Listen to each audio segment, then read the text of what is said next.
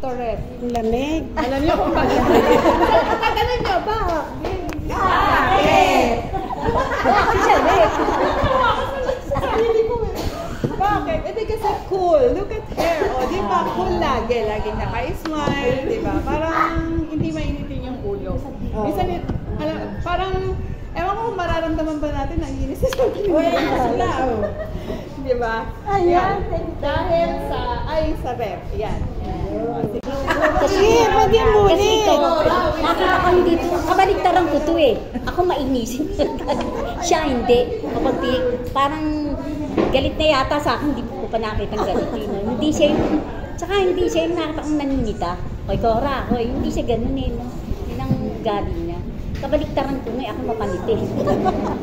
Tsaka nakita ko kay Mentor, alam mo, nung bata-bata, nakita ko si Mentor na yung mapagtiis, yung siguro yung dati nagpapaaral pa sa mga anak na nakita ko yung hindi siya mundo ng paglilingkod sa Panginoon. Hanggang sa ngayon na binibless na siya. Hindi ko naman sinabi hindi siya binbless no, kasi nagpapaaral nga. Pero nakaya niya lahat yun sa tulong ni Lord. Kaya doon ako mahanga sa kanya. At may ihahatlin tulad ko si Mentor sa karakter. Nakong po nagpapano. Sa karakter sa Bible. Si Dorcas na isang mananahe na talagang napakasipag sa kabila ng kanyang yung pananahe, yung abalahan sa nabuhay, pero meron siyang panahon para sa Diyos, katulong siya ng manggagawa para sa ikauunlad ng spiritual na Tapos marami pa si Elizabeth, anak yung mother of the John Baptist na kumbaga nagamit din ng Panginoon. Kumbaga talaga ginagamit ang buhay sa Panginoon. Katulad niya ng ating mentor. Sino pa ba? Marami pa eh. Sila... Kinuha ko na lahat. Sabi ko, napakadait ko na ito. Pero tama na yun. Yan tulad ko siya sa karakter sa Bible na talagang flexible. Kahit saan mo iyan siya. Bra. Yun ang karakter. Salamat. Buti bra, hindi ibrit. Napakadaling umisip ng Thank you. Sino lang gusto yung pag-aaral? Ako po, hindi ko masyadong pangalan si Mentor kasi kailan po lang naman siya nakapalit na siya ni Mentor Vilma. Pero ang masasabi ko kay Mentor, na-observe ko lang sa kanya, napakasayahin yung tao.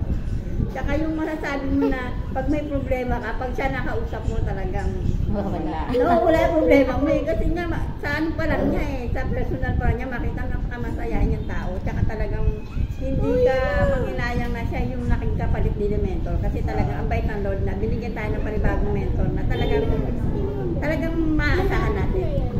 Salamat, happy birthday mentor. Mga kalahating oras mula. Ano yung masasabi kay mentor kasi yung ako'y nagpunta sa paligid, nakita ko yung kaanoan niya, yung kasipagan niya. Kasi yung nakita ko siyang titinda ng troto. May kanya masipag, makengkoy. Kaya sabi ko, nasasayahan ako pag nakikita ko siya na masaya. O yun lang, happy birthday mentor. Thank you. Happy birthday! Thank you. Pangilang nakita. Hindi ako masasabi ko lang kay Mentor.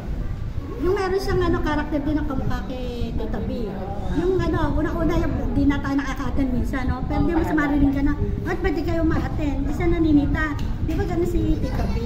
Talagang, parang nalulungkot lang din siya, pero wala kang maririnig. Talagang yung pagpapasaysa niya nandoon. Tapos talagang nagtsatsaga rin siya.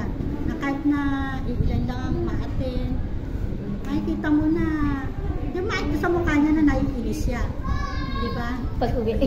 Nag-uwi ko na yan. Ayun, nakita ko isa sa, parang nakakamiss din si Tita B, di ba? Kasi parang kasama din natin si Tita B. Kasi nagkakaroon sila ng pagkakapares sa kanila.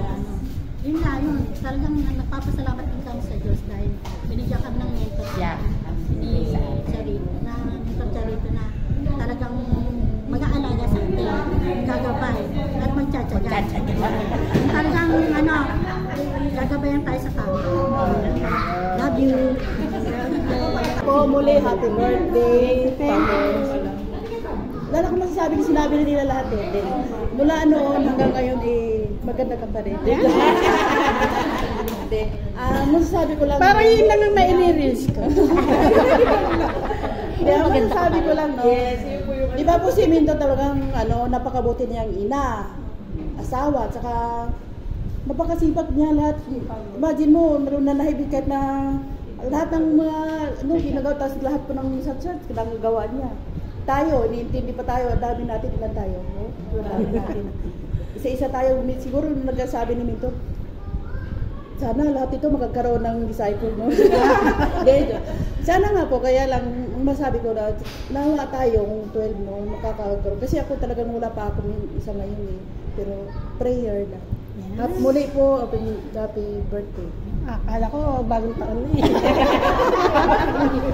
Thank you.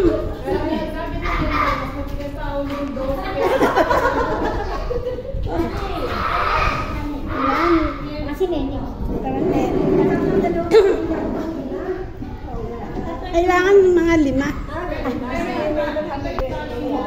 Ang masasabi ko lang kasi matanda ako sa kanya pero mga bata pa lang kami, di ba?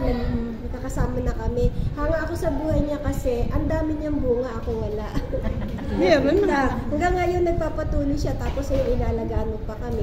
Totoo sabi ni Doktora, nung unang maging mentor ka namin, natatakot kami. Oo, lalo ako, hindi ako nakakasama. Kasi kilala ko na yun. Si Mentor Vilma, madalas aatin ako, nagtatago ako. Kasi nga sabihin, hoy, ba't di ka nagpunta? Ganun. Pero ganun, wala namang masama doon, para bang pinupursige ka niya, gano'n, di ba okay lang naman yun? Pinupursige ka niya sa mabuti. Pero salamat, mentora, kasi kahit matanda ako sa'yo. Pasensya ka na sa akin. Happy birthday. Hindi naman halata. Nagpapasalamat ako kahit mawala na si Ate B, meron tayong uling nanay. Na kahit iba-iba ugali natin, napapagtsagaan tayo ni mentor. Kaya sa dami na ginagawa niyang busy sa pamilya, sa church, sa sarili niya, kumbaga nabibigyan pa rin niya ng time kay Lord. Kumbaga good example siya. Yeah, thank you. Happy birthday! Thank you. Happy birthday po. Masasabi ko lang po, nagpapasalamat po ako sa kanya kasi kahit po lagi po siyang nakaagapay sa atin kahit tuwing meron po tayong pinagdadaanan, lagi po siya nandyan. Tsaka kahit napakarami po natin na ano pa rin po na niya tayo. Happy birthday po. Salamat po. Thank you po. Happy birthday po, mentor. Thank you. Kasi si mentor, sunshine niya, lagi siya naka-smile. Saka pag nasa salubong niya, lagi siya nakangiti. Happy birthday po. Katulad mo lang. Happy birthday sa mahal kong mentor. Kaya talagang siya, sabi ko, kung may kukumpara ko siya dun sa isang bagay, sa lapis. Kasi, siya napaka-humble niya. Napaka-humble niya talaga. Talagang madali siyang mag-erase. Bawa, gusto mamaloob, erase ka agad yun. Tapos sabihin sa akin, dapat hindi lapis, dapat eraser. Hindi nga yung sabay magkasama yun, di ba? Lapis sa lasa. Oo, di ba? Masusulat tapos buburahin niya. Ganun siya kaano sa akin talaga. Lahat naman yung sabihin eh. Talaga may pagkagat-dula ito yun. Dula eh. May pagka-street din. Yun. Happy birthday, Mike. Thank you, God bless.